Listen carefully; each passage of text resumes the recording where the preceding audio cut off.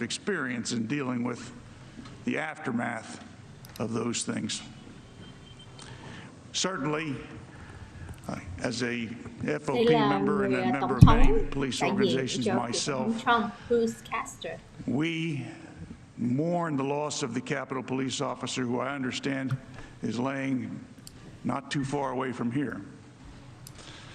And you know, many of you in this room, over your careers before they reached this summit here in the Senate, would have had times where you represented your local communities as assistant district attorneys, assistant Commonwealth attorneys, assistant state attorneys. And you know this to be true, that when a horrific event occurred in your county or in your jurisdiction, if it was a state jurisdiction, you know that there was a terrible outcry, and the public immediately reacts with a desire that someone pay because something really bad happened, and that is a natural reaction of human beings. It's a natural reaction of human beings because we are generally a social people. We enjoy being around one another, even in D.C. We recognize that people all the world over, and especially Americans who share that special bond with one another, love the freedoms that this country gives us. And we all feel that if somebody is unsafe when they're walking down the street, that the next person that's unsafe could be you, your spouse, one of your children, some other person that you love and know personally. So you'll never hear anybody representing former President Trump say anything at all other than what happened on January 6th and the storming and breaching of the Capitol should be denounced in the most vigorous terms, nor that those persons responsible should be prosecuted to the fullest extent that our laws allow. And indeed, I have followed some of those cases and those prosecutions, and it seems to me that we're doing a pretty good job of identifying and prosecuting those persons who committed those offenses. And I commend the FBI and the District of Columbia Police and the other agencies. Rồi, sorry quý vị. Okay, giờ trở lại It's ha. natural to recoil. It's an immediate thing. It comes over you without your ability to stop it. The desire for retribution. Who caused this awful thing? How do we make them pay? We recognize in the law, and I know many of you are lawyers, probably lawyers, some of Ông you nói have rằng been từ nãy giờ lawyers chúng 35 ta years, thấy longer than me. những cái lời chia sẻ của bên kia không có cái probably. gì khác ngoài cái việc nói rằng trong cái And we ngày 6 tháng 1 we như vậy have cần phải we have bị specific body of law that deals with impeach, passion có nghĩa and bị rage, xét xử, bị blinding luận tội. logic and reason.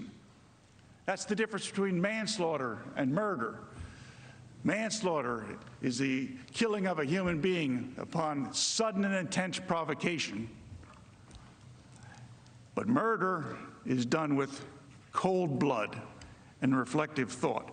We are so understanding of the concept that people's minds can be overpowered with emotion where logic does not immediately kick in, that we have recognized examples that otherwise would be hearsay and said that no, when you're driving down the street and you look over at your wife and you say, hey, you know what, that guy's about to drive through the red light and kill that person, your wife can testify to what you said, because even though it's technically hearsay, it's an exception because it's the event living through the person. Why?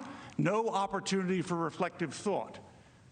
And there's all sorts of examples that we recognize in the law for why people immediately desire retribution, immediately recognize in the law that people can be overcome by events.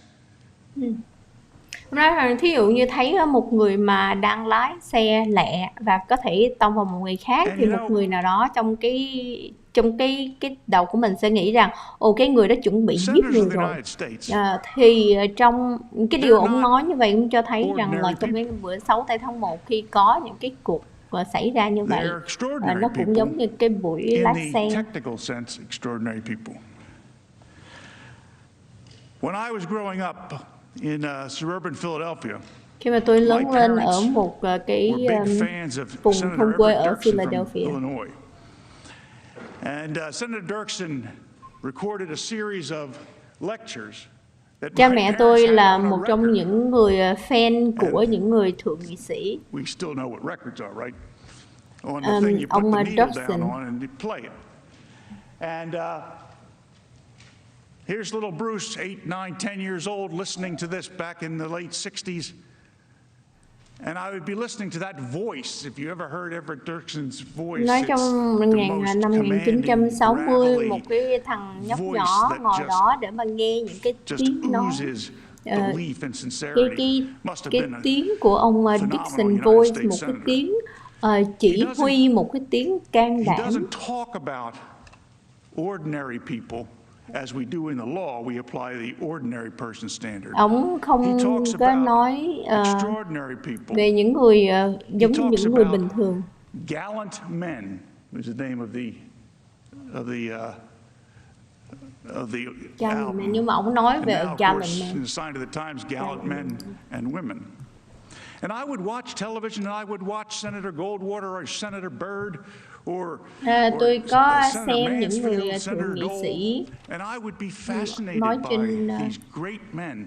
nói trên những cái đài Everybody's TV, parents say và this lúc when they're đó growing tôi up. thật là hâm mộ, thật là You could grow up to be a United States senator. ngưỡng mộ những cái người You thượng could nghị do sĩ that. của đất nước They're Hoa Kỳ. just men and women like you are. Khi mà lớn lên, những Well, then cái Everett người Dirksen đó, tells những us người that thượng nghị sĩ they're giống not. như những ông, những bà They're đang có mặt trong cái gallant. ngày hôm nay. Men and women that do extraordinary things when their country needs them to do it. United States senators really are different. Những người thượng nghị sĩ của đất nước Hoa Kỳ là những I have người been around làm United việc States thật là senators tuyệt before. vời, và họ Two có of them in thể this room from Pennsylvania. apply những cái I điều like to think khác are với những người friendly thường. toward me, or at least friends of mine when we're not politically adverse. And I have been around their predecessors.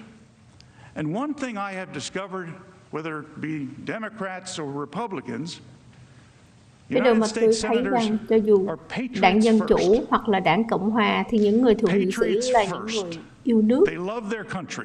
Yêu nước là cái They điều love đầu their tiên. families. Họ là những người phải They yêu cái đất nước love Hoa the Kỳ, và họ phải states yêu that gia they đình. represent.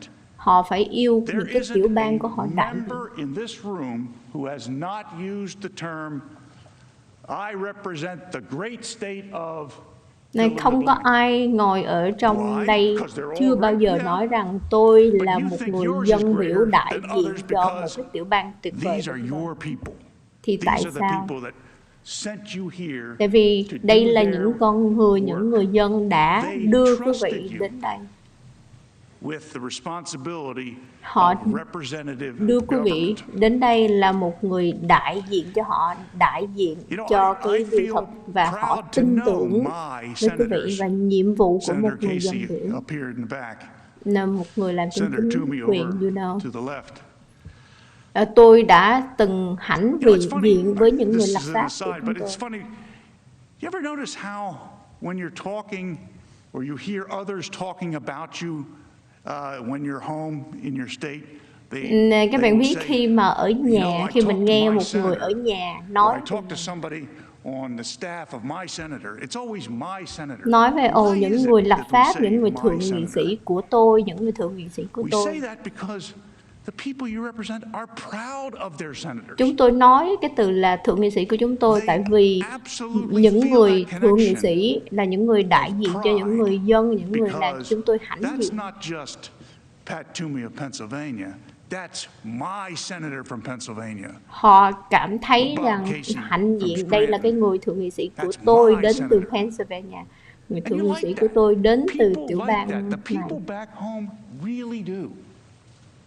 Các bạn biết không, những người dân ở nhà họ thật sự họ United States biết senators have a reputation, and it's deserved. They have a reputation for cool-headedness, being erudite. The men and women that we send from back home to DC to look after our interests. Họ tin tưởng rằng những người thượng nghị sĩ mà họ gửi đi đến Washington là những người đại diện cho họ. Họ đại diện cho cái điều mà những người dân họ mong muốn nhất. Chúng ta phải có cái niềm kiêu hãnh và sự hãnh diện của một người thượng nghị sĩ. There's no way Senator Casey is going to allow that. Because we feel pride and something bad is potentially in the wind.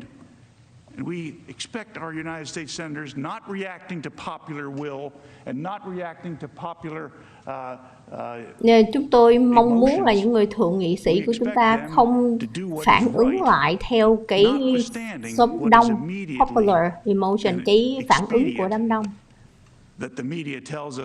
Nhưng mà chúng tôi mong muốn rằng những người thượng nghị sĩ của chúng tôi làm việc đúng theo cái chức trách. Họ không nên làm theo những cái gì mà media nói họ phải làm. Những người thượng nghị sĩ là những người dân yêu nước, những người patriot. And way below love of family and country, and way below fierce advocates for their states. Far down. At least that's what I thought, anyway, and I still think that.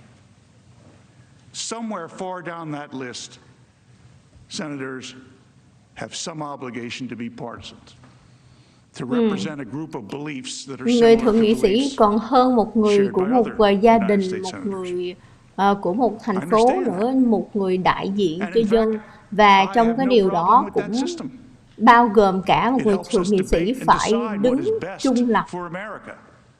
The robust debate of different points of view.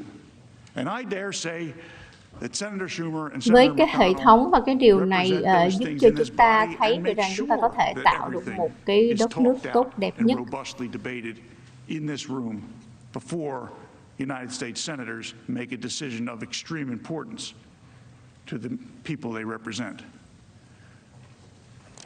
I know you aren't allowed to talk, but I don't see either one of them jumping up and saying I'm wrong about that, because I think that that's what happens.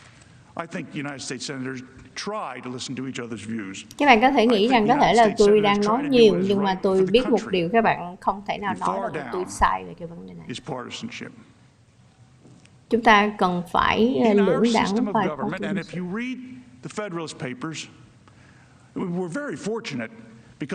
trong các hệ thống của chính phủ của chúng ta và Federalist, the original states should adopt the Constitution. These were persuasive documents about why the Constitution is a good thing. Because if the individual state legislatures didn't adopt the Constitution, we would not have it.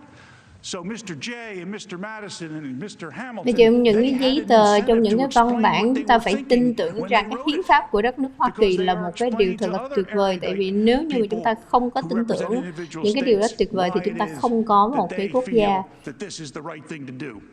Thì những cái điều mà ông nói, những người thượng nghị sĩ trong cái ngày 6 tháng 1 đã đứng ở phản đối cái kết quả bầu cử, thì cái đó cũng nằm trong cái điều của hiến pháp cho phép. Ông Madison đã promise, có chia sẻ rằng chúng ta có quyền làm việc theo hiến pháp, còn nếu không thì chúng ta không có một cái đất nước, chúng ta không có một cái hiến pháp. The other day when I was down here in Washington, trong ngày hôm kia khi tôi ở Washington, trong khoảng cái tuần trước, thì tôi muốn tìm hiểu làm sao tôi có thể đi vòng cái vấn đường này. Tôi làm ở cái building số 40 năm về trước, và tôi lost in my student. Depend on interpretations of phrases in the Constitution. I learned that this body, có một cái thời gian tôi phải ngồi tôi tìm hiểu về cái hiến pháp này. and I agree, that particular aspect of our government was intentionally created, if you read the Federalist Papers. Và cái bộ phận của Thượng viện của Quốc hội như thế này đã cố tình được thành lập lên với một cái trách nhiệm mà họ có trong cái làm việc theo cái lòng lương tâm. Republicanism, the form of government, republicanism, throughout history has always, and without exception, cái nền cộng hòa từ trong lịch sử từ đó đến bây giờ họ lúc nào cũng phải chiến đấu từ bên trong. Because of bickering from within. And in each one of those examples that I mentioned, and there are certainly others probably that are smaller countries that lasted for less time that I don't know about off the top of my head, but each one of them, once there was the vacuum created that the greatest deliberative bodies, the Senate of Greece and sitting in Athens, the Senate of Rome, the moment that they devolved into such partisanship, it's not as though they ceased to exist. They ceased to exist as representative democracy, both replaced by totalitarianism. Cái nền cộng hòa không phải bị thay đổi vì bên ngoài, nhưng mà bị thay đổi vì bên trong. Họ bị thay đổi vì my founding father too. Dùng từ cao quá vậy không nổi. Xin lỗi. He who would trade liberty for some temporary security deserves neither liberty nor security. If we restrict liberty to attain security, we will lose both. Nếu mà chúng ta hy sinh cái vấn đề liberty của chúng ta để thay đổi cho security thì chúng ta sẽ bị mất hết cả hai. The very concepts of liberty that drove us to separate from Great Britain, and I can't believe these. Cái sự khác biệt về cái liberty là cái nền tự do của chúng ta khác với Vương quốc Anh. If we're really going to use pre-revolutionary history in Great Britain, then the precedent is we have a parliament and we have a king. Nếu mà chúng ta dựa vào cái Vương quốc Anh thì chúng ta có một cái ông vua, chúng ta có một cái người, một cái vương quốc của vua, nhưng mà đất nước Hoa Kỳ thì khác. If you grant me that our liberties are enumerated in the Bill of Rights, it's not an accident that the very first liberty in the first article of the Bill of Rights is the First Amendment, which says Congress shall make no law abridging freedom of speech.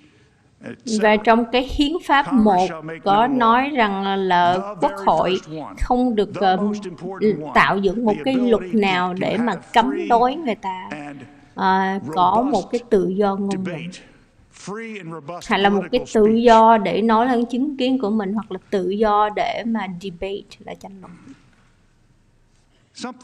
Và đặc biệt nữa về vấn đề chính trị,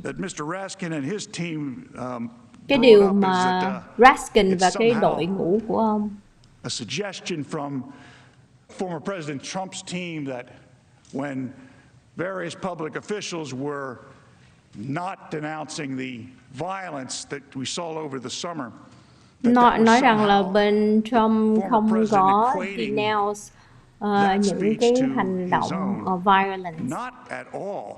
Exactly backwards. I saw a headline. Và những cái gì mà họ nói như vậy nó hoàn toàn nó ngược lại. To walk back comments about, I forget what it was, something that bothered her. I was devastated when I saw that she thought it was necessary to go on television yesterday or the day before and say she needs to walk back her comments. She should be able to comment as much as she wants. Cái điều mà tôi cảm thấy rất là ngạc nhiên và thấy một cái kinh khủng là một người thượng nghị sĩ một người dân biểu nghĩ rằng là người ta phải trở lại để mà sửa đổi lại những cái comment. Mình đang nói về cái bà Marjorie Taylor Greene.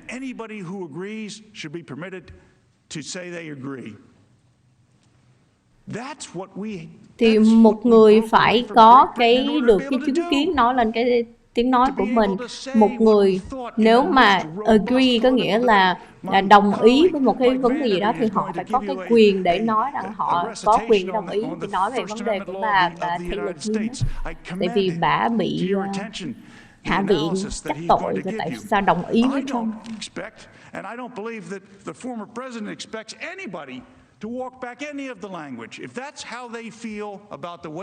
Tôi và người tổng thống tiền nhiệm và bất cứ những người nào trong team của tôi nghĩ rằng không có ai cần phải trở về và sửa đổi lên những cái câu nói của mình vì những cái điều mà họ tin tưởng.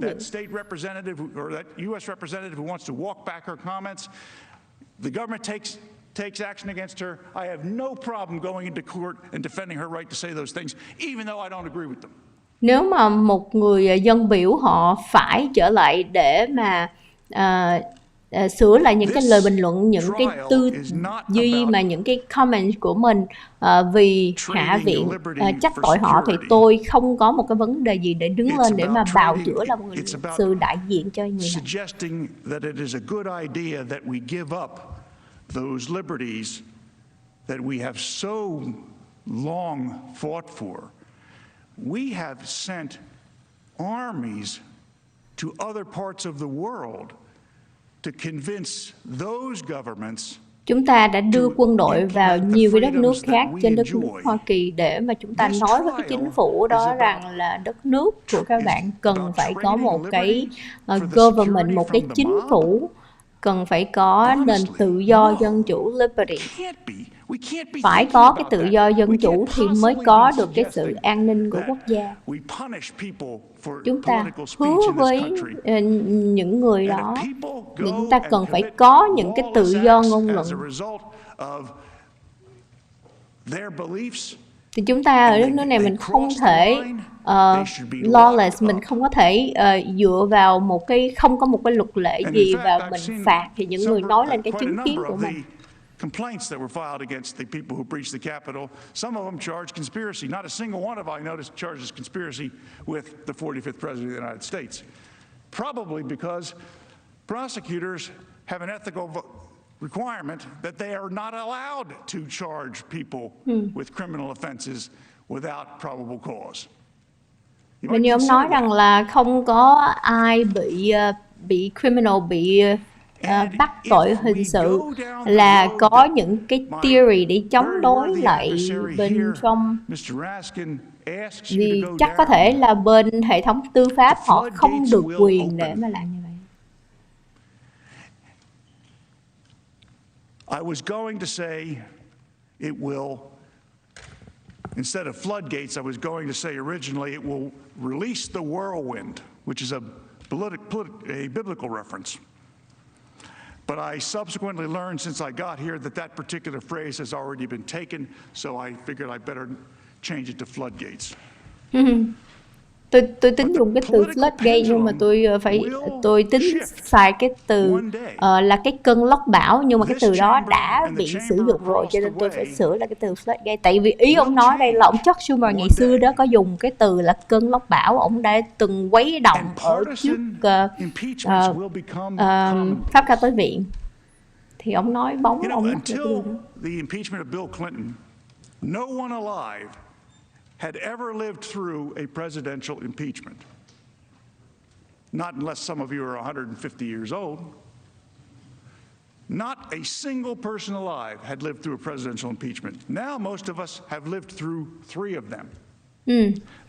Trước khi cái thời mà đến cái buổi luận tội của Bill Clinton, thì trước đó không có ai mà trải nghiệm những cái sự impeachment hết. Nhưng mà sau cái vụ của Bill Clinton cho đến nay thì mọi người đã phải trải nghiệm qua 3 lần Tại vì trước đó thì 150 năm chưa có ai phải trải nghiệm qua cái buổi luận tội hết, nhưng mà bây giờ đã có 3 cái buổi luận tội. Cái buổi luận tội là một cái điều đáng lẽ nó ít xảy ra, nó khó xảy ra. Nhưng mà bây giờ thì happen today và schedule giống như trong thời gian này, và họ đã có những cái buổi impeachment một cách dễ dàng như thế. Ý ông nói như vậy. Of the United States House of Representatives and maybe a change in the makeup of the United States Senate. The pressure from those folks back home, especially for members of the House, is going to be tremendous. Because remember, the founders recognized that the argument that I started with, that political pressure is driven by the need for immediate action because something under contemporary community standards really horrific happened, and the people represented by the members of the United States House of Representatives become incensed.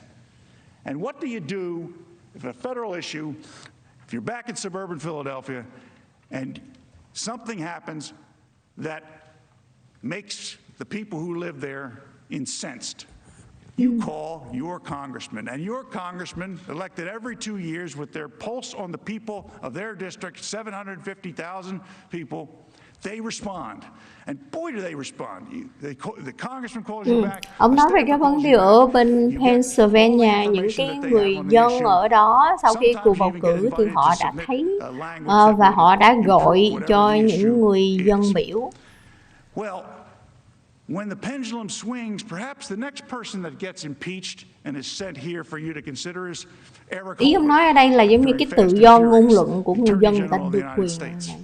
Or any other person that the other party considers to be a political danger to them down the road because of their avowed abilities and being articulate and having a resume that shows that they're capable. I picked Eric simply because I think he has he's had a tremendous career, and he might be somebody that some Republicans somewhere might be worried about. So maybe the next person they go after is Eric Holder. And you know, the Republicans might regain the House in 2 years.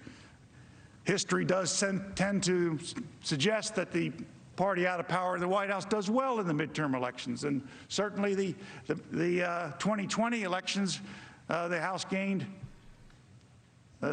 Ông nói năm 2022 thì có khả năng những người có thể là những người Đảng Cộng Hòa có thể lấy được cái ghế ở Hạ viện.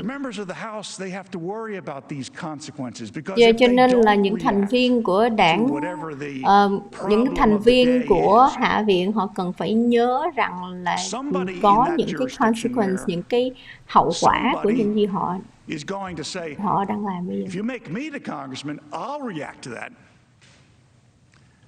And that means that the sitting member has to worry about it because their terms are short. Nói rằng những người dân biểu, những người làm trong quốc hội, họ phải nhớ rằng là cái ghế của họ ngồi cũng có thể là ngắn ngủi. The honorable gentleman from Nebraska, Mr. Sass, I saw that he faced backlash back home because of a vote he made some Và tôi thấy người dân biểu là ông Sass đến từ Oklahoma, đến từ Arkansas, ông phải nhận những cái sự ngược lại, cái backlash như những người dân ở tiểu bang của ông chống lại ông, tại vì cái điều mà ông đã làm. Có nghĩa là ông nói người Cộng Hòa mà bỏ phiếu chống lại Trump, cho nên khi mà về nhà bị dân nó chống đối. Ở Nebraska, the Nebraska courts have to say about the issue that you all are deciding this week. Những cái điều ở Nebraska cho các bạn thấy rằng ở tiểu bang của các bạn và ở tòa án của các bạn sẽ để ý và xem những cái hành động và những cái quyết định của các bạn trong cái tuần này. is ever present in his mind, and rightfully so. He faces the whirlwind, even though he knows what the judiciary in his state thinks. Cái lịch sử của tòa án của Hoa Kỳ cũng phải phải đối mặt với vấn đề whirlwind là một cái cơn lốc đã từng xảy ra. Thì cái điều này là ông Chuck Schumer đã từng làm. Khi mà những người ở nhà đứng đó kêu gọi rằng phải có những cái ông nói lẹo quá chứ trong trước.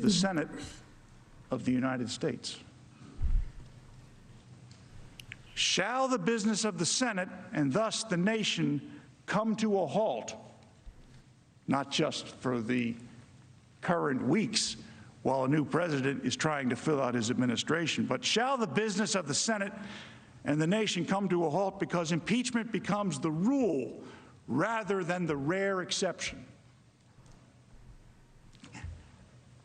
I know you can see this as a possibility because not a single one of you ever thought you would be doing a second impeachment inside of 13 months. Tôi tin tưởng rằng tất cả các bạn cũng đều nghĩ và thấy cái điều này. Các bạn không thể nào tin được rằng là chúng ta cần phải ngồi đây để có một cái buổi impeachment cái đợt thứ hai như vậy chỉ trong vòng vài năm. Allow that to happen, and this republic will endure. Đến vấn đề của Thượng viện, không thể để Thượng viện có những cái vấn đề này xảy ra, và cái nền Cộng hòa của Hoa Kỳ không thể endure, không thể chấp nhận được cái điều này, và cái sự cái character của cái nền Cộng hòa cũng không thể để chấp nhận cho cái điều này. And two, there isn't a single one of you who doesn't consider the other 99 to be patriots of the United States. And that is why this attack on the Constitution will not prevail. The document that is before you is flawed.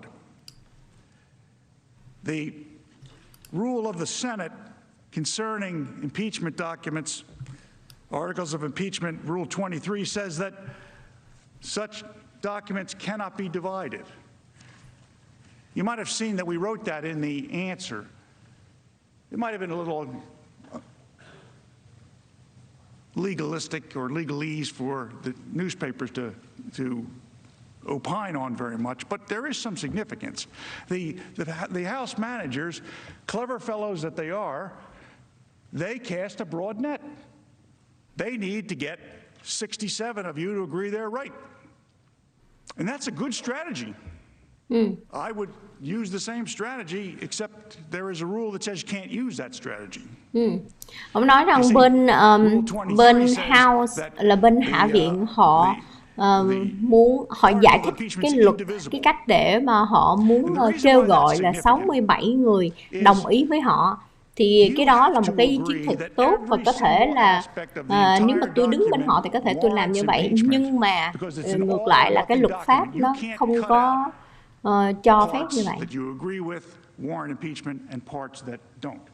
Nếu như không có cái luật nào nói rằng là có cái impeachment như vậy. Nếu luật là luật chứ không phải là chúng ta cắt cái luật từ bên cái này qua cái kia được. The president shall be found guilty of high crimes and misdemeanor for engaging in one or more of the following, and then gives a list. So all I had to do was win one. But they do that here. Has to be all or nothing. Ông nói rằng nếu mà một người tổng thống bị kết tội, bị luận tội vì những cái tội high crime là vì cái tội trọng như những cái sau đây chấm. Nhưng mà nói rằng ở Hạ viện họ không có đưa ra cái list như vậy. Họ chỉ nói là một người tổng thống bị luận tội vì cái high crime là cái tội trọng thôi, nhưng mà những cái chấm sau đó thì họ không có nói gì.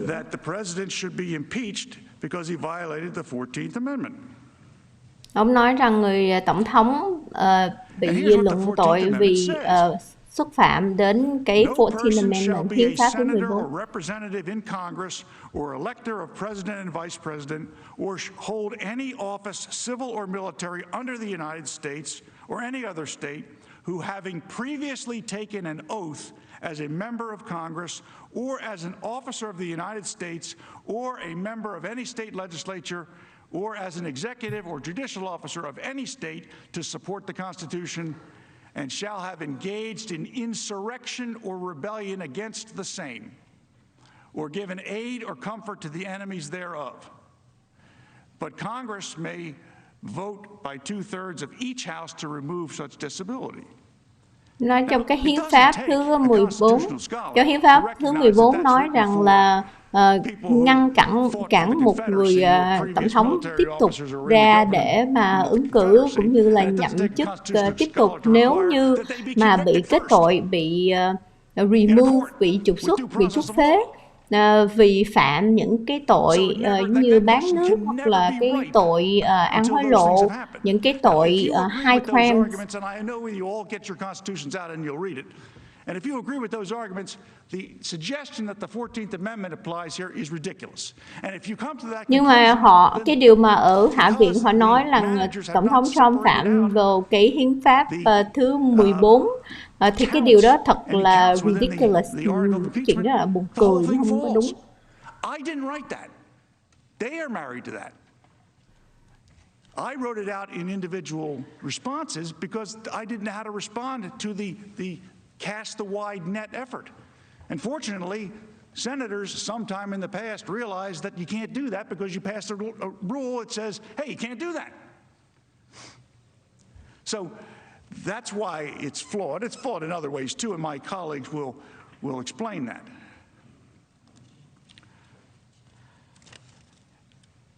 Cho nên những cái điều mà bên chiến dịch của bên Hạ viện làm như vậy là flaw, làm theo cái kẽ hở là không có đúng. And I made some notes, and they'll hear about what I think about some of the things they said later when I'm closing the case. But I thought they were brilliant speakers, and I loved listening to them. And they're smart fellows. But why are the House managers afraid? And why is the majority of the House of Representatives afraid of the American people?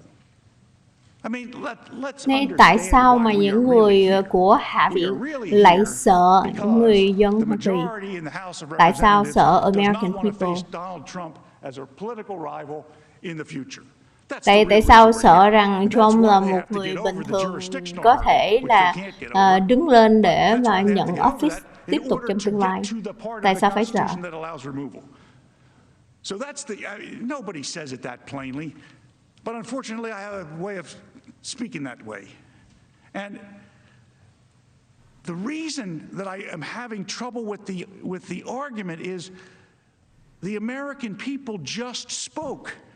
Cái lý do mà tôi có cái vấn đề với cái argument của bên kia rằng là những người dân Hoa Kỳ họ đã lên tiếng nói. Their system works. The people are smart enough in the light most favorable to them. Những người dân Hoa Kỳ họ thông minh đủ. Họ thông minh đủ để họ thấy rằng là họ muốn chọn cái bên nào.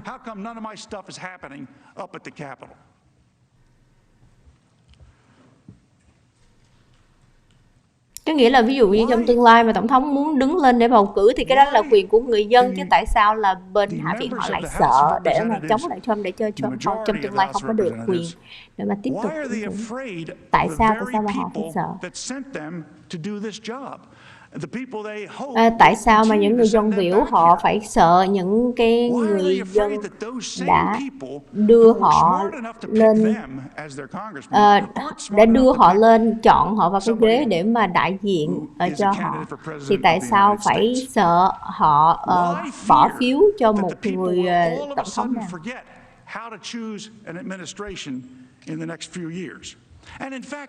This happens all the time when there are changes in administrations from one-term presidents to others.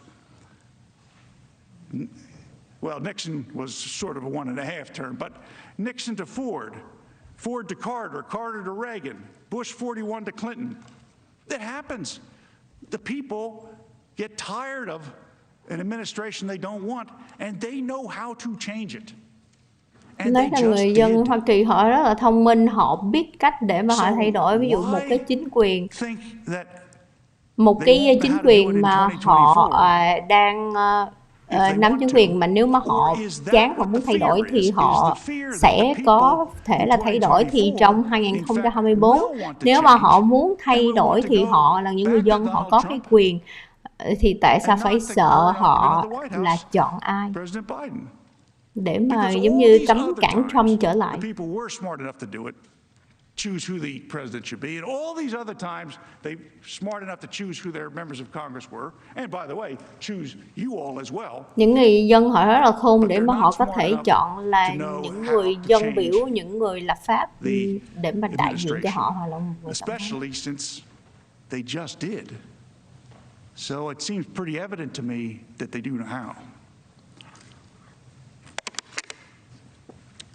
It has worked 100% of the time.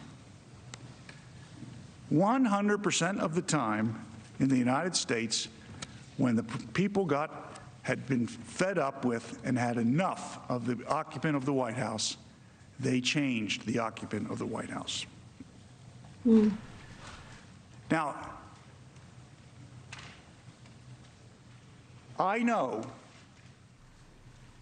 that one of the strengths of this body is its deliberative action.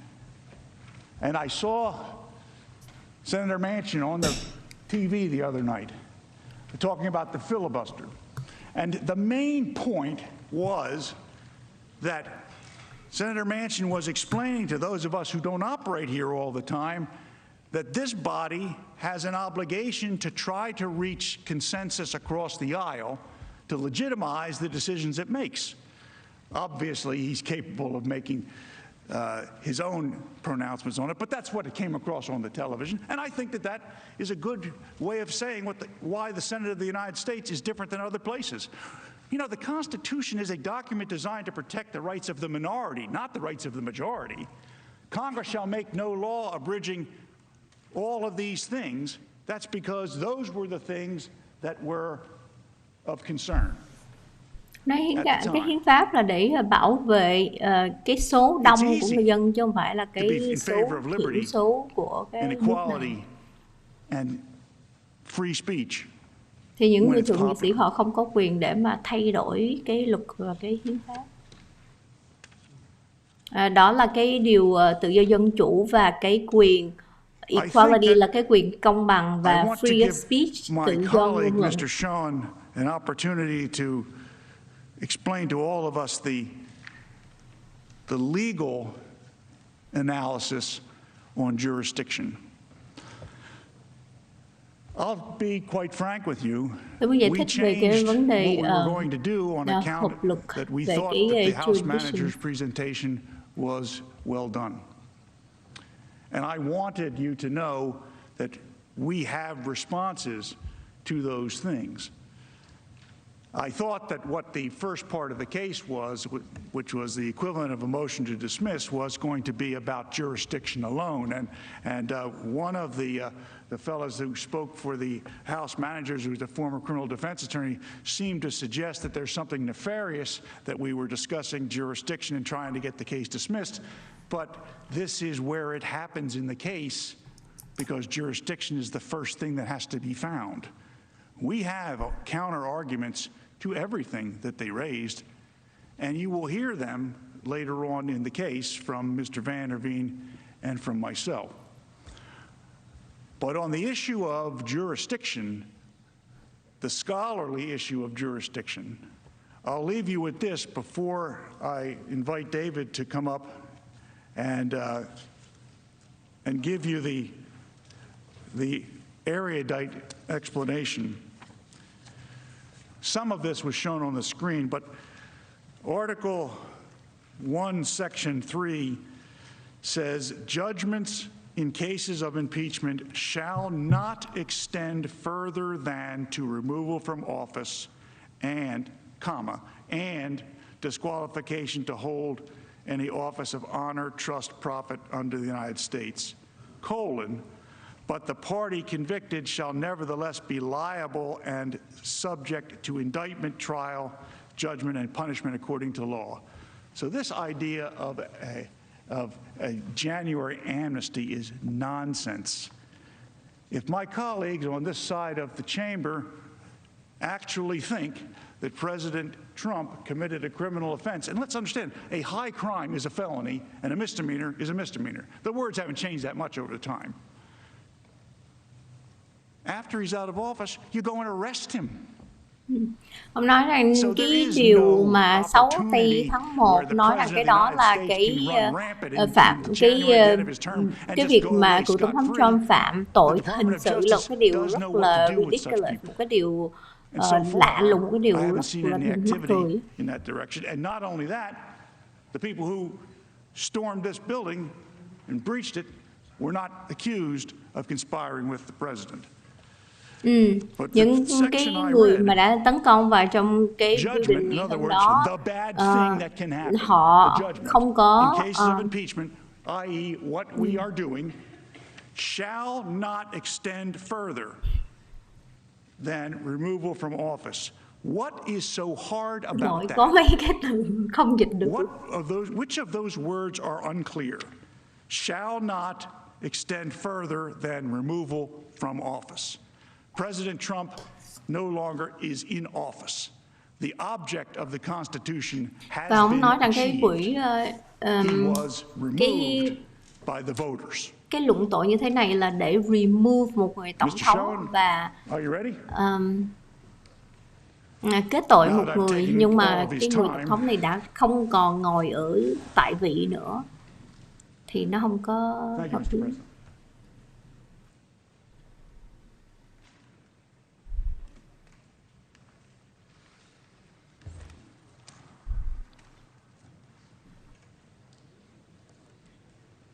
Từ bây giờ đến 2 cái tiếng sau đó là bên team Trump sẽ nói chuyện là tại sao cái buổi xét xử như vậy nên phải ngưng và nên bỏ, tại vì nó không có hợp hiến.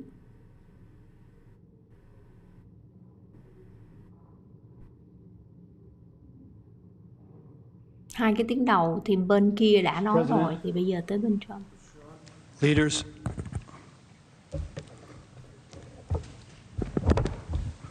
Quick adjustment. I stand before you on what I've always thought as the hallowed ground of democracy. In this room, American lives have been changed so dramatically in just my lifetime through so many of your legislative initiatives, from the Civil Rights Act when I was a child, through most recently the First Step Act, laws that have provided major opportunities for Americans to move forward and upward and more fully enjoy all of the attributes of what has been the greatest nation on earth. I've seen the changes these laws have made through my clients every day for the past 36 years. These laws have enabled me to fight for their enjoyment of a fair stake in our American project.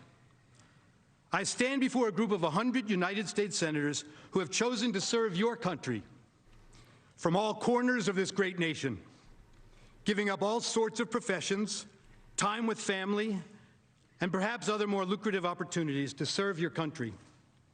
Mr. President, you are a man who so honorably served this nation in the Senate and in public service before your tenure here. It is an honor to appear in this historic hall of democracy, yet today, that honor is tempered by an overriding feeling of grave concern. Grave concern for the danger to the institution of the presidency that I believe even convening these proceedings indicates. The joy I believed I would feel if I ever had the great privilege of appearing before this body is replaced by sadness and pain. My overriding emotion is frankly wanting to cry for what I believe these proceedings will do to our great, so long enduring, sacred Constitution and to the American people on both sides of the great divide that now characterizes our nation. Esteemed members of the Senate, going forward with this impeachment trial of a former president of the United States is unconstitutional For reasons we have set out in our brief, some of which we'll focus on here, and as a matter of policy, it is wrong, as wrong can be for all of us as a nation. We are told by those who favor having these proceedings that we have to do it for accountability. But anyone truly interested in real accountability for what happened at the Capitol on January 6th would of course insist on waiting for a full investigation to be completed. Indeed, one is underway in earnest already, intent on getting to the bottom of what happened. Anyone interested in ensuring that it's truly the one or ones responsible from whom accountability is sought would more than willingly wait for the actual evidence, especially with new evidence coming in every day about pre-planning, about those who were involved, and about their agenda, những ai mà thực bearing no sự mà relationship muốn to the claims made những ai here. thực sự mà muốn They say you bảo need this vệ trial cho before the cái nation can heal. điều này trong tương That the lai nation không có cannot xảy heal ra without nữa, it. thì thật sự họ cần I phải say chú trọng vào our nation cannot possibly heal những cái with it. điều đã xảy ra vào With Tây this tháng trial, 1, you will cái người open up mà new đã and bigger tấn wounds công across the vào và nation. những người đã For a great many dùng Americans cái see bạo this lực, process và for đồng thời exactly họ what cần it phải is. nhìn vào những cái bằng A chứng, chance chứ không phải by a là group of chỉ partisan nhắm vào Trump như thế politicians này. seeking to eliminate Donald Trump from the American political scene. Chứ không phải là cái điều mà họ làm là họ cố tình làm để họ ngăn chặn rằng Trump không trở lại trong cái tương lai. And vision of America. They hated the results of the 2016 election. Những cái bên House, Hạ viện, họ ghét cái kết quả bầu cử của năm 2016 và họ đã tìm cách để mà họ luận tội và chuốc phế ông trong những cái năm qua. Và 4 năm those who supported Donald Trump and the grand old party. But at the end of the day, this is not just about Donald Trump or any individual. Nhưng mà Trump có 75 triệu người đã ủng hộ và bỏ phiếu cho ông. Nhưng mà cái điều này, hiện bây giờ điều luận tội này nó không phải là chỉ về Trump nữa, nhưng mà nó về cái vấn đề chính trị thôi. Nó chỉ là một cái điều quyền lực của chính trị. Họ kêu gọi rằng chúng ta có cái sự đoàn kết, nhưng mà họ thật sự họ không có muốn có sự chia rẽ đoàn kết. Và họ biết rằng nếu như họ kêu cái buổi xét xử như thế này sẽ ngăn cách đất nước của chúng ta là làm hai và sẽ có thêm cái sự chia rẽ. Vì cái luận tội này nó chỉ nghiêng về bên một đảng political mà thôi. Cái buổi xét xử này nó xé đất nước của chúng ta ra. Để mà giúp cho cái đất nước này heal lại, chúng ta học hỏi được và chúng ta biết rằng chúng ta cần phải tạo dựng nên những cái công ăn việc làm, cái manufacturing. Chúng ta cần phải có những cái supplies, những cái package design, những người expert.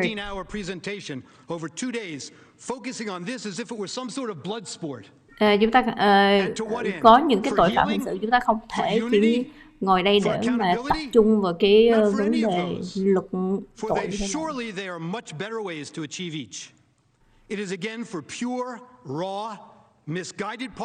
này. Kêu gọi rằng phải chịu trách nhiệm, kêu gọi rằng phải có unity. Và tôi nghĩ rằng có rất là nhiều cách để mà chúng ta làm cho đất nước này unite lại, chứ không phải là ngồi để luận tội như thế này.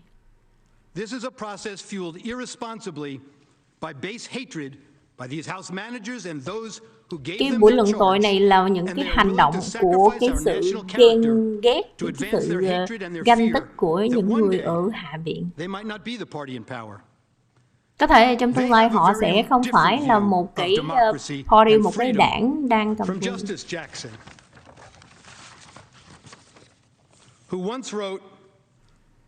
But freedom to differ is not limited to things that do not matter much. That would be a mere shadow of freedom. The test of its substance is the right to differ as to things that touch at the heart of the existing order. They have a very different view of democracy and freedom. This is nothing less than the political weaponization of the impeachment process. Pure, raw sport Cái buổi luận tội này nó không là một cái gì ngoài trừ nó là một cái con dao chính trị. Nó là một cái trận đấu thể thao chính trị. Và tôi biết rằng cái điều này họ sẽ hối hận trong tương lai.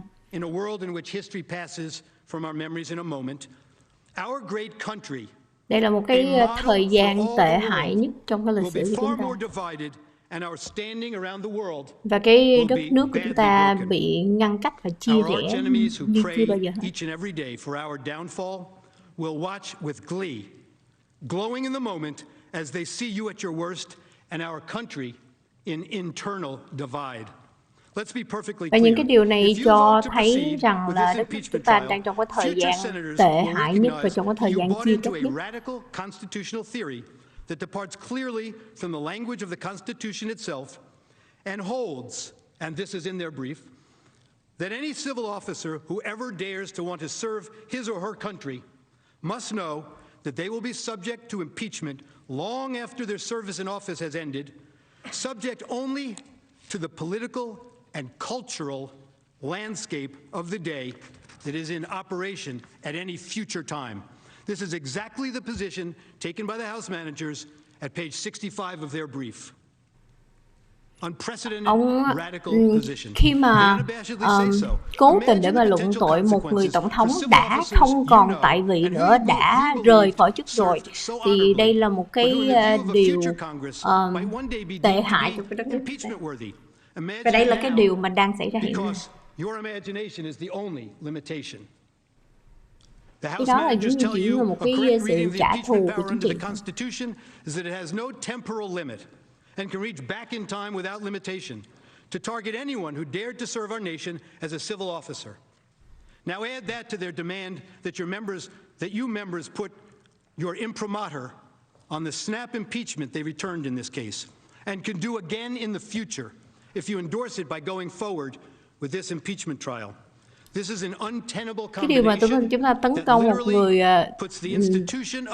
đã từng tiền nhận office như vậy, thì cái điều này nó sẽ tạo ra trong cái tương lai là một cái điều rất là tệ hại. Nếu như mà những người thượng nghị sĩ đây ủng hộ cho cái điều này,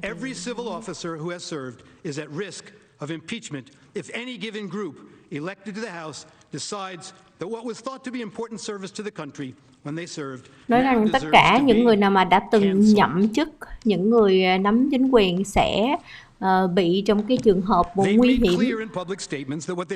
Nếu như mà chúng ta ủng hộ cái việc để mà tấn công một người đã từng nhận office. But this is an affront to the Constitution, no matter who they target today. It means nothing less than the denial of the right to vote and the independent right for a candidate to run for elective political office, guaranteed by the First and 14th Amendments to the United States Constitution, under the guise of impeachment as a tool to disenfranchise. Perhaps my friend put the situation simply and sharply into focus last week on his radio show. My friend is a distinguished lawyer who served as an ambassador to former President Obama and has friends among you. He described himself to his listeners as a dyed-in-the-wool, lifelong Democrat. But, he said, the idea of 100 people in these circumstances deciding that tens of millions of American voters cannot cast their vote for their candidate for president ever again is unthinkable, and it truly should be. I will discuss today several reasons this matter should not and must not proceed, why the Senate lacks jurisdiction to conduct this trial of a former president, a president no longer in office and now a private citizen. Any single reason in our trial memorandum or discussed today suffices. But I want to start with a discussion of the fundamental due process lacking from the start, and that would last through the end if this goes forward, because it is this irretrievably flawed process and its product, a dangerous snap impeachment, that brings us here and that threatens to send a message into the future that we will all regret forever, and that stain this body, which up to now our founding fathers believed was uniquely suited for the most difficult task of conducting an impeachment trial, as Mr. Hamilton wrote in Federalist 65. These aren't just niceties. I make no apology for demanding, in your name, in the name of the Constitution, that the rights to due process guaranteed under the Constitution are adhered to in a process as serious as this, in our national lives. The denial of due process in this case, of course, starts with the House of Representatives. In this unprecedented snap impeachment process, the House of Representatives denied every attribute of fundamental constitutional due process that Americans correctly have come to believe is part of what makes this country so great. How and why did that happen? It is a function of the insatiable lust for impeachment in the House